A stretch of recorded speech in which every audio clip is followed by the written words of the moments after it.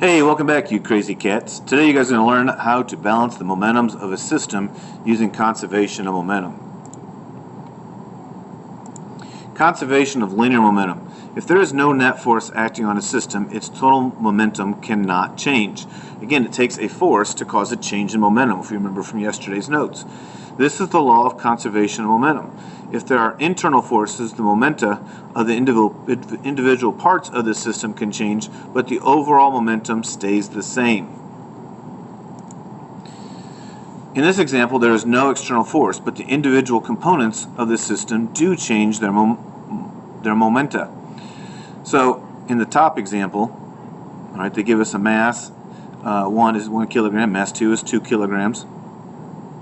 And in the second example, down here at the bottom, in that same example, after this force is applied, the bottom one on the left, the mass 1, which has half as much mass, is going to have twice as much velocity. The one on the right still has twice as much mass, but now it has half as much velocity. So the momentum on the one on the left is equal to the momentum of the one on the right. So the overall momentum, or momentum, I don't know what the correct word there is still zero, even though each of them individually now have their different momentums than what they did originally. Collisions happen quickly enough that any external forces can be ignored during the collision. Therefore, momentum is conserved during a collision. So what we have here is they're showing that there is this bullet that's shot at this block. And they have, we have these three individual components that are shot off in different directions. What they're trying to tell us here then is that these three individual components, all right, the momentum of these three, or the resultant momentum of these three vectors, is equal to the momentum of this original vector. So the y component here plus that y component there, they must cancel each other out. And if you take the x component of that one and the x component of this one and add it to the x component of that one, they're going to equal the x component of the original momentum, is what they're saying here. So here's our practice problem. A 1 kilogram grenade explodes into 3 pieces. All right, so originally here we're going to say this grenade had no momentum. All right, it was standing still. And they tell us then one piece is shot forward at a speed of 55 meters per second. A second piece, 0.1 kilograms, is shot off to the right with a speed of 80 kilogram meters per second. Find the velocity of the third.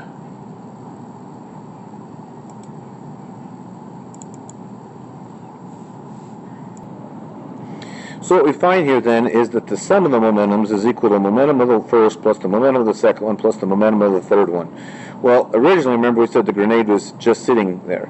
So its mass is 1, but its velocity is 0. So its overall momentum is 0. Now, what's nice about this one is we're talking about, I've made it simple, it's all in the x direction. All right. So one piece, 0.5 kilograms, is shot forward at a speed of 55 meters per second. So we're going to say its mass is 0.5, and I'm going to give it a positive 55, and that's going forward. The second one, they tell us, is mass is 0.1, and it's shot off to the right, all right, at a speed of 80 meters per second. Well, kind of made a mistake. I'm going to say forward is to the left, so that makes that one negative. All right, kind of misread my problem, but if I would have made a list, which I didn't do, it would have made things a little easier here. Plus, the mass of the third, all right, find the velocity of the third piece. Well, I have, overall we start with 1 kilogram. Here's half a kilogram. Here's 0.1 kilograms. That means that's a total of 0.6 kilograms. There must be 0.4 kilograms left in this third piece, times its velocity is still going to be equal to 0. So what I'm going to do here then is do a little multiplication and add these together.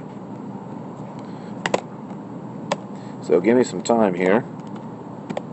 In this first one we get to be negative, well, let's make it so I can write, negative 27.5 kilogram meters per second. I'm not good at always writing in my units. Plus, this right here is going to be 8 plus 0.4 times the velocity of the third. Well, if I add these together,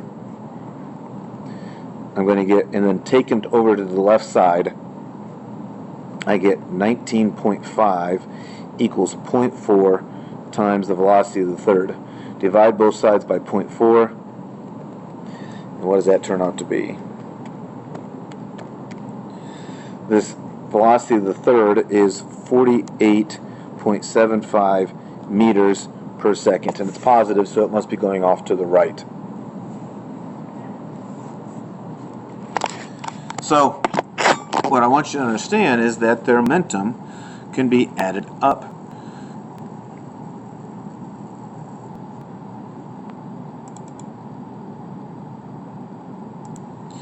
Now, what I want you to understand is that we made these problems very simple. We didn't involve any angles in our practice problems. Today, once we get into class, we're going to do some practice problems that involve some sine and cosines and having to figure out x and y components, but it's still that same simple process.